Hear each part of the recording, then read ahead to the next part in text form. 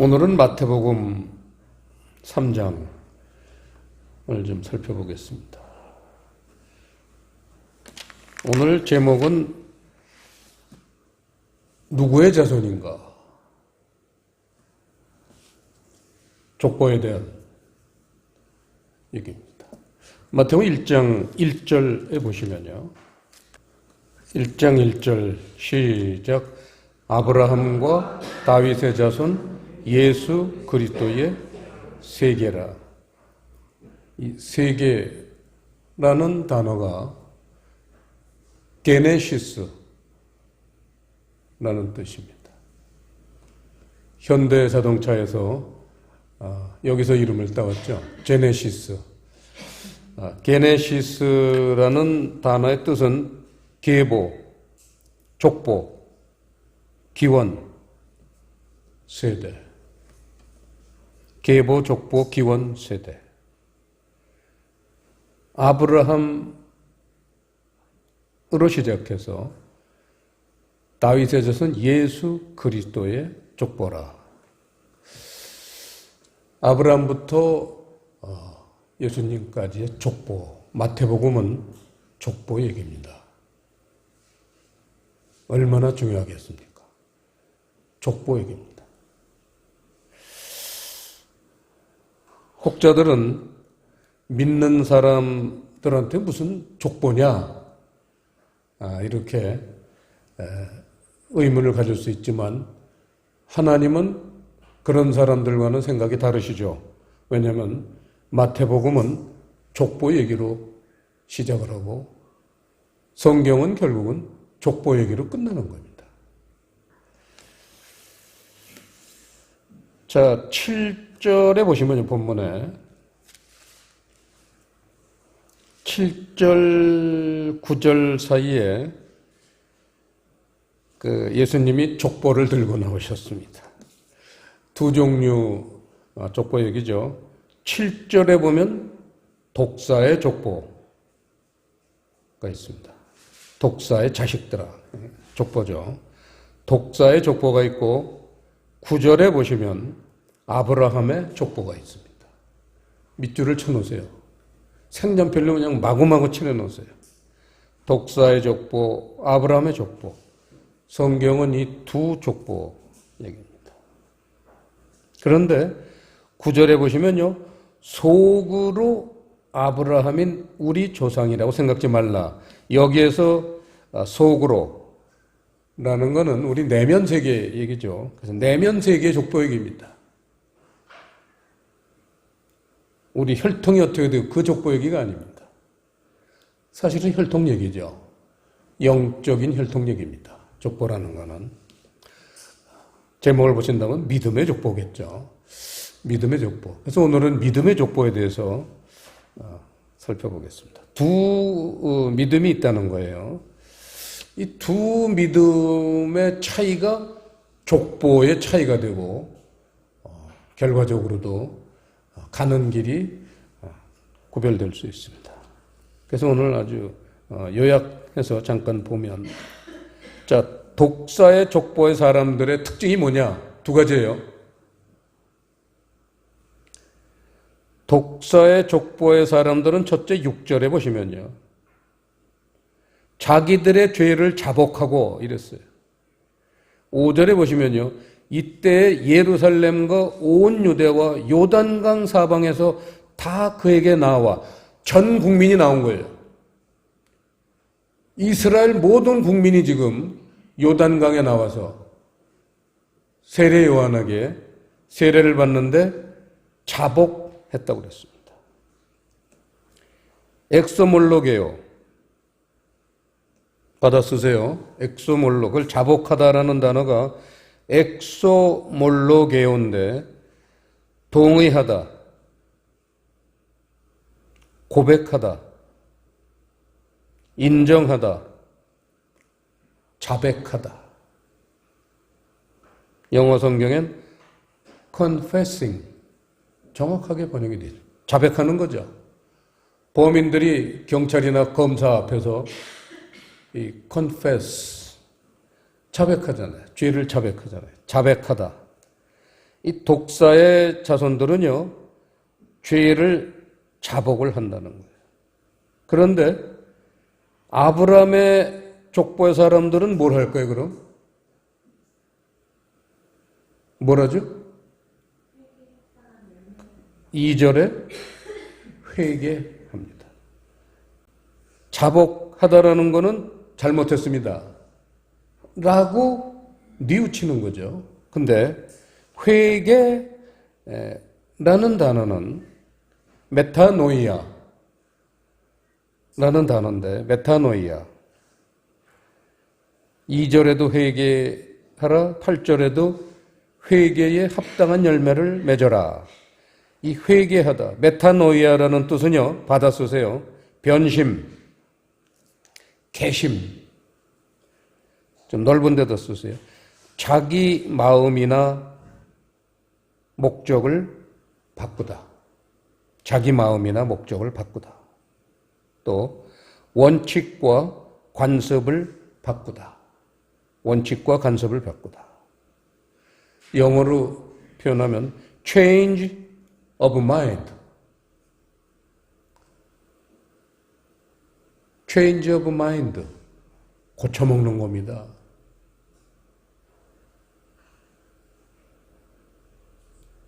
이런 내가 잘못 사는 삶에 대해서 그 두 가지 중에 그저 그냥 자백만 하느냐, 고쳐먹느냐, 이 둘의 관점의 차이가 결국은 그 사람 인생의 차이가 된다는 거죠. 자, 두 번째로 또 독사의 자식들과 아브라함의 자식들의 두 번째 차이가 뭐냐. 오늘 두 가지를 보는 겁니다. 자, 독사의 자식들은요, 7절에 보시면 이 독사의 자손들의 족보의 대표적인 인물들을 등장시키는데 예수님이 요한이 많은 바리새인과 사두개인이 세례 베푸는 데 오는 것을 보고 이르되 독사의 족보더라. 이렇게 이제 말씀하셨죠. 누가 너희를 가르쳐 임박한 진노를 피하라 하더냐. 너희들이 아무리 세례 받으러 와봐야 하나님의 진노를 피할 수 없다. 왜냐? 회개를 하지 않고 자백만 해요. 감옥에 가면은 범죄자들이 별을 몇 개 달았는지 그거에 따라 아주 상석에 앉고 큰소리 빵빵 쳐요. 초범들은 그건 뭐 명함도 못 내밀고 보통 뭐 10범, 한 20범 이 정도 돼야지 이제 딱 그냥 사람들 좀 패고 그냥 협박하고 돈 뺏고 상석에 앉는 거예요.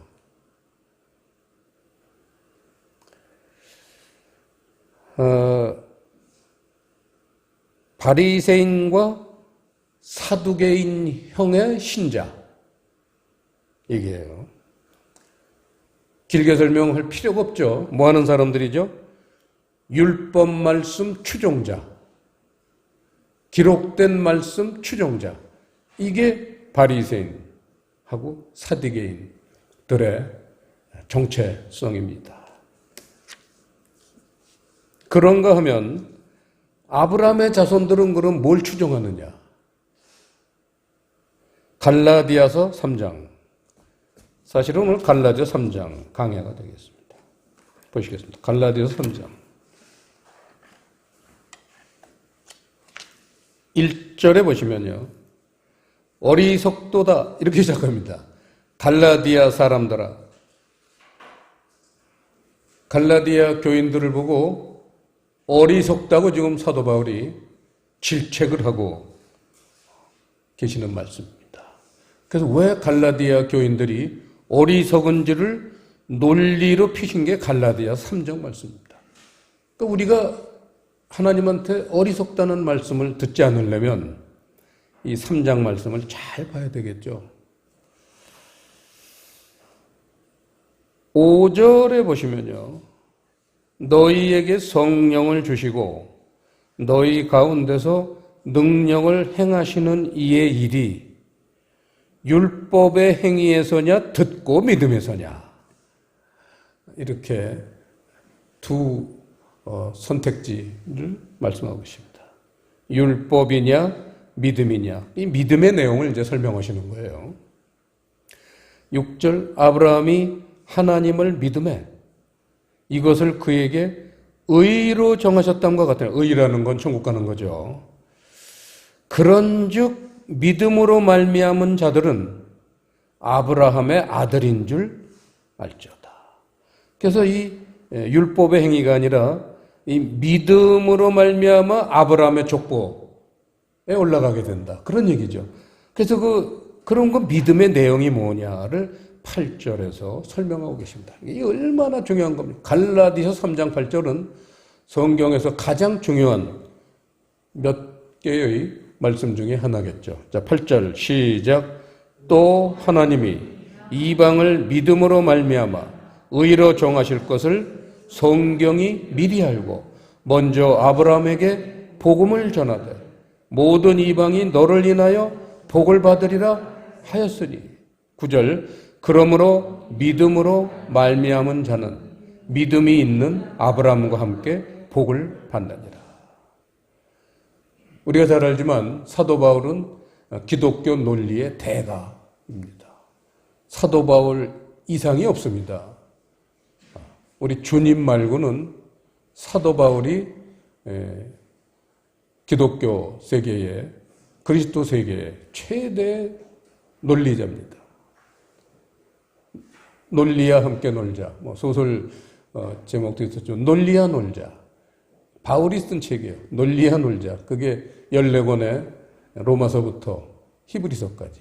논리야 놀자. 지금 명확하게 믿음으로 의인이 되는데 그 믿음이라는 건 바로 복음이다. 그래서 믿음의 조상인 아브라함에게 복음을 먼저 하나님이 전하셨다. 그러한 내용입니다. 그래서 아까 율법의 추종자와 대칭되는 말씀이 복음의 추종자라는 겁니다. 여러분은 어느 추종자이신지 우리 푸른교회는 100%가 지금 이 복음의 추종자. 자, 갈라디아서 1장 7절 조금만 한 장 앞에 시작. 다른 복음은 없나니 다만 어떤 사람들이 너희를 요란케 하여 그리스도의 복음을 변하려 함이라. 그리스도의 복음 색연필로 칠해놓으세요. 그리스도의 복음이라는 거. 11절 12절 시작. 형제들아 내가 너희에게 알게 하노니 내가 전한 복음이 사람의 뜻을 따라 되는 것이 아니라 이는 내가 사람에게서 받은 것도 아니요 배운 것도 아니요 오직 예수 그리스도의 계시로 말미암은 것이라. 여기서는 복음을 예수 그리스도의 계시의 말씀이다 이렇게 표현을 하고요. 2장 5절을 보시겠습니다. 시작. 우리가 일시라도 복종치 아니하였으니 이는 복음의 진리로 너희 가운데 항상 있게 하려 함이라. 복음의 진리. 색연필 치세요. 복음의 진리가 뭐냐? 복음이라는 거는 제목이에요. 복음이라는 거는 기쁜 소식. 그 기쁜 소식의 내용이 진리라는 거죠. 복음의 진리. 복음은 케이스고 그 속의 내용물은 진리라는 겁니다.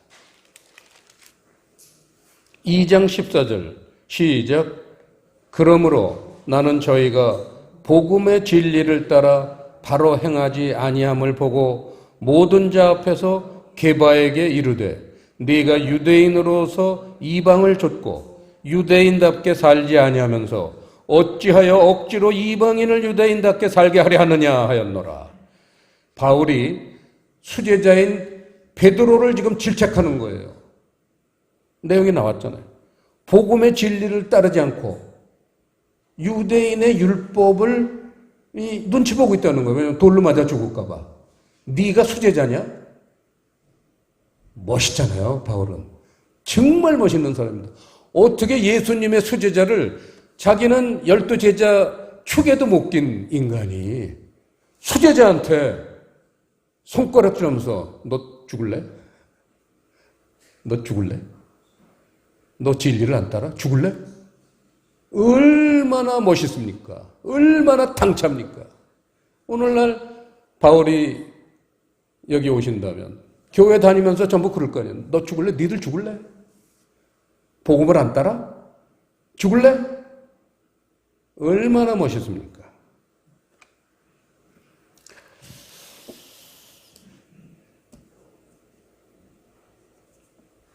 자, 갈라디아서 3장 16절을 보시면요. 그 복음이 약속이라는 이제 얘기를 쭉 하시는 거예요. 그 3장 8절에서 복음이라는 단어를 쭉, 이제 복음이 믿음이고 그 믿음이 바로 14절에 보면 이제 약속이라는 단어로 바뀌었습니다. 이는 14절, 이는 그리스도 예수 안에서 아브라함의 복이 이방인에게 미치게 하고 또 우리로 하여금 믿음으로 말미암아 성령의 약속을 받게 하려 함이라. 그래서 약속이라는 단어로 바뀌었지만 그게 복음입니다. 복음이 약속이죠. 갈라디아서 3장 16절을 보시면요. 이 약속들은 아브라함과 그 자손에게 말씀하신 것인데 여럿을 가리켜 그 자손들이라 하지 아니하시고 오직 하나를 가리켜 네 자손이라 하셨으니 곧 그리스도라. 그래서 이 복음의 약속을 아브라함과 그 자손에게 말씀하신 것이다 해서 아브라함으로 시작을 해요. 복음이. 그래가지고 끝에 오직 하나를 가리켜 네 자손이라 하셨으니 곧 그리스도라. 그래서 그리스도에게까지 복음이 아까 마태복음 1장 1절 말씀을 그대로 반복하신 거죠. 아브라함과 다윗의 자손 예수 그리스도의 족보라. 이 똑같은 얘기예요. 아브라함에서 그리스도 족보, 복음의 족보 얘기입니다. 여기서 자손이라는 단어요. 자손이라는 단어는 칠판에 보시면 나오지만 스페르마라는 단어입니다. 우리가 잘 알지만 정자, 씨 이런 뜻의 스페르마. 그게 결국 무슨 얘기겠어요? 말씀 얘기입니다.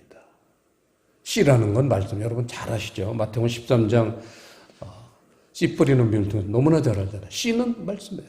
지금 말씀의 족보를 얘기하는 거예요. 율법의 족보, 복음의 족보. 결국은 두 족보는 어떤 말씀을 선택하고 추정하느냐의 차이라는 거죠. 19절 보시겠습니다. 19절 시작. 그런즉 율법은 무엇이냐? 범법함을 인하여 더한 것이라. 천사들로 말미암아 중보의 손을 빌려 베푸신 것인데 약속하신 자손이 오시기까지 있을 것이라. 이거예요. 약속하신 씨가 자손 씨죠. 스페르마. 약속하신 말씀 오시기까지는 필요하다는 율법이. 약속하신 말씀이라는 건 바로 복음이죠. 오늘 주제죠. 그런데 아직 그리스도가 오신 지 2000년이 넘었는데 그리스도께서 복음을 가지고 하늘에서 오셨는데 그리고 2000년이나 지났는데도 2021년이 지났는데도 지금 이 시간에도 복음을 쫓지 않고 율법을 쫓는 교회들이 지구상의 90% 이상이다 그 얘기예요. 얼마나 심각합니까? 이래도 은혜만 받겠습니까? 은혜 받다 지옥 갔겠습니까? 은혜 받고 지옥 가겠습니까? 복음을 받아들여야 되잖아요. 얼마나 심각합니까 지금?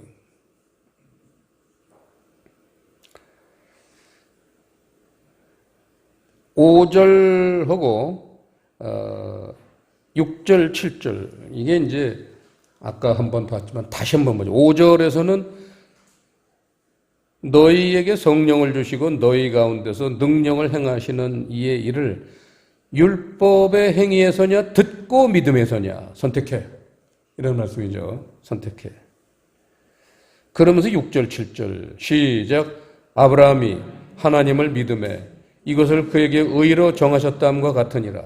그런즉 믿음으로 말미암은 자들은 아브라함의 아들인 줄 알지어다.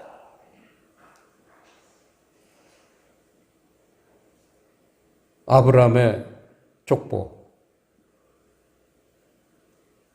복음을 믿는,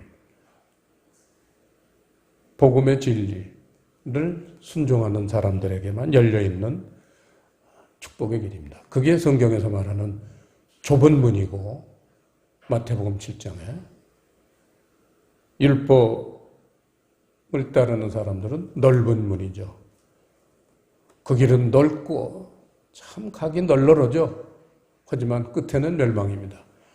좁은 문으로 들어가면 그 길이 좁아서 협착하고 아주 고생하고, 복음, 진리의 말씀을 따르려면 고생이 많겠지만 끝에는 생명의 문을 통과하게 된다. 이게 하나님 나라의 가장 중요한 메시지입니다. 저희가 지금 저희 교회에서 복음을 전파한 지 20년 가까이 지금 되고 있습니다. 요즘 와서 이제 복음이 조금씩 지금 이렇게 알려지고, 생소했던 복음이 알려지고 퍼지는 그러한 것을 이렇게 보면서 너무나 기쁠 수가 없습니다. 너무 기쁩니다. 근데 시작점이 뭐냐? 오늘 설교 처음부터 얘기했지만 복음이 왜 안 열려요? 자복만 하기 때문이다, 그 얘기예요.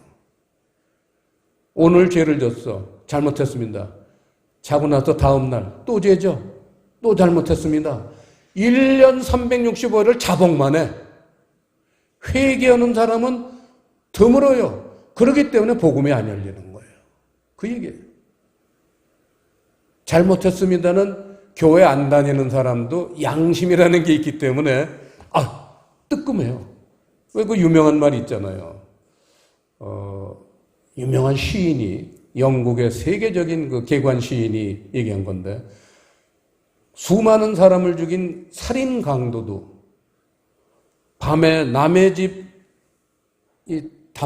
철망을 넘다가 그 철망이 옷에 탁 걸리면요, 진땀이 싹 난다는 거예요. 진땀 안 나는 강도가 어디 있어요? 손에 칼을 들고 넘어가는데도 그 철망에 탁, 그 꼼꼼한 밤에 탁 옷이 걸리면요, 어이구, 진땀이 팍 난다는 거예요. 왜? 뭐가 있기 때문에? 양심이 있기 때문에. 하나님은 모든 사람에게 양심을 주셨어요. 그래서 늘 교회를 다니는 사람이나 안 다니는 사람이나 뜨끔해요. 죄를 질 때마다. 그런데 뜨끔만 해서는 안 된다는 거예요. 이젠 그거를 없앨 노력을 해야 돼요. 개심. 정말 이렇게 계속 살아서 되겠는가? 특히 교회 다니는 사람들은 그거를 해결하기 위해서 오신 분이 예수님이고, 그분이 그걸 해결한 게 십자가잖아요. 그래서 너희가 나를 따르려거든 이제는 자기 십자가를 지고 나를 따를 것이라. 언제나 예수님 십자가만 매달릴 겁니까? 오늘날 지구상의 교회들이 얼마나 아프셨나. 성지 순례할 때 보니까 그러고 울면서 걸어가더라고. 얼마나 아프셨나.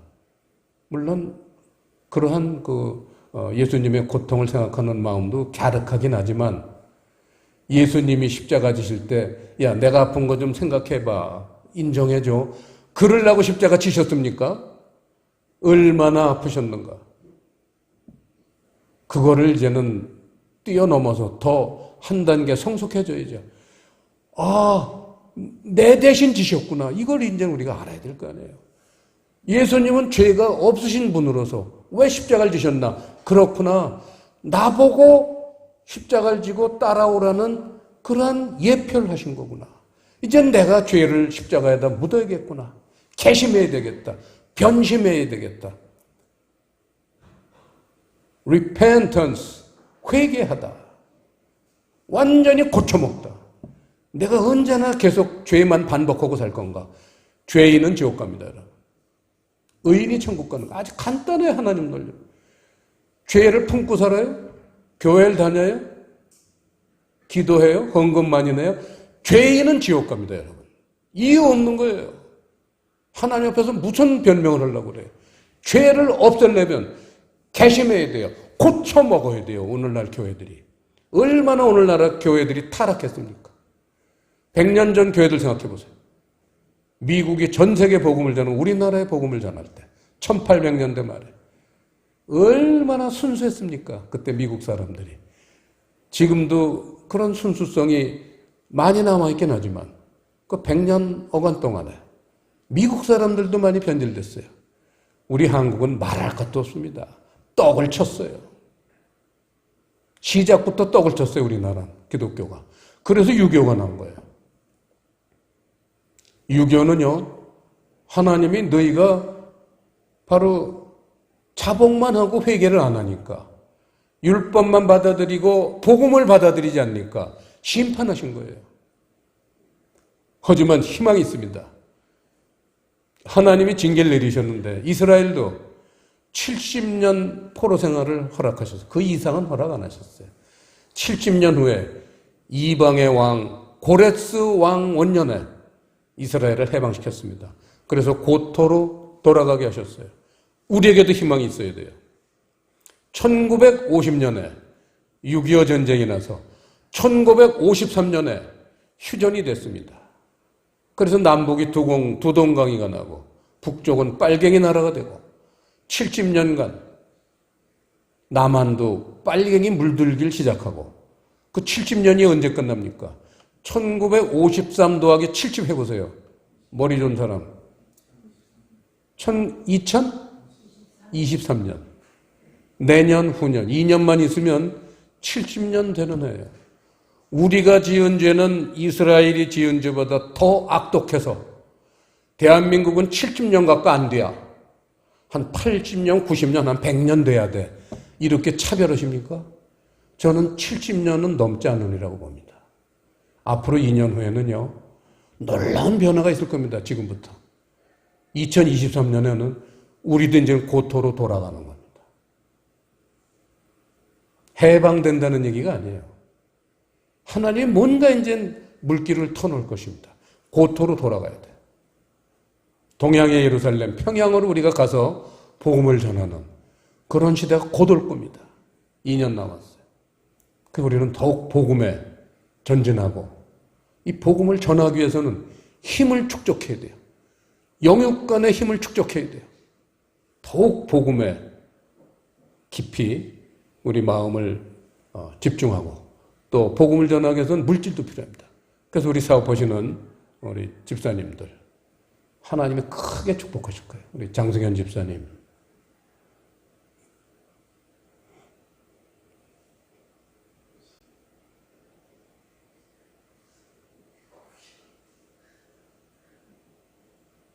이충현 집사님.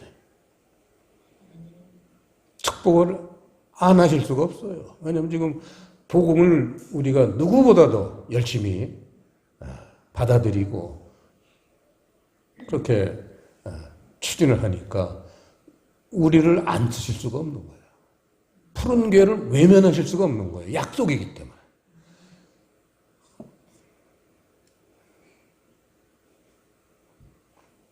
원래 우리 푸른 교회가 이런 시골 산골짜기로 서울에서 쫓겨올 때, 여기서 세우라고 할 때 북한 선교를 명하셨어요. 우리 사모님한테 북한 선교를 명하셨습니다. 북한이 열리더라니까 우리는 지금 인도, 베트남 이런 데 선교를 하는데 연습 게임이에요. 진짜는 북한입니다. 바울도 내 동족이, 내 친족이 구원을 받기 위해서는 나는 지옥에 떨어져도 좋다. 그 결심을 했잖아요. 똑같은 거예요. 내 동족이 제일 먼저입니다. 우리 형제 아니에요. 한민족 아니에요. 그 북한이 2,500만 누가 복음 전할 겁니까? 지금 교회들은 복음을 알지도 못해요. 그만큼 우리 푸른 교회는 굉장한 소망을 하나님이 주시면서 신앙생활을 이렇게 영위하게 하시는 겁니다. 기도하시겠습니다. 아버지 하나님, 오늘 마태복음 또 갈라디아서를 통해서 신앙의 두 줄기에 대해서 다시 한번 강조를 해 주셨으며 이 말씀을 들으면서 우리가 더욱 복음에 정진을 해야 되겠다는 결심을 내리게 해 주시니 감사드립니다. 우리 이 말씀을 듣는 모든 하나님의 백성들이 복음에 활짝 그렇게 마음이 열려서 받아들이고 또 소화를 해서 마지막 때에 하나님께 크게 사랑을 받고 천국 백성이 되며 또 많은 죽은 사람들을 살리는 일에 크게 쓰임받는 복받는 지체들이 되도록 축복해 주시옵소서. 예수님 이름으로 기도드리옵나이다. 아멘.